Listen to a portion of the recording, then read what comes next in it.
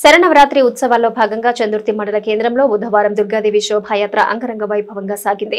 Lions youth ఆధ్వర్యంలో గచ్చుబావి సమీపంలో ఏర్పాటు చేరున్న దుర్గామాత మండపం వద్ద నవత విద్యాలయం విద్యార్థులచే ఏర్పాటు చేసిన సాంస్కృతిక నృత్య ప్రదర్శన గ్రామస్తులను ఆకట్టుకుంది.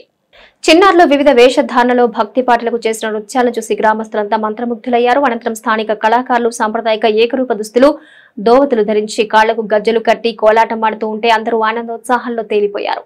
అనంతరం గ్రామ మహిళలు అమ్మవారి పాటలకు ఆటలతో అలరించారు. కానీ ఈ రీతిలో మునుపెన్నడూ ఎరుగని విధంగా లయన్స్ యూత్ వారు చేసిన ఏర్పాట్లు చూసి గ్రామస్తులు వారిని అభినందించారు.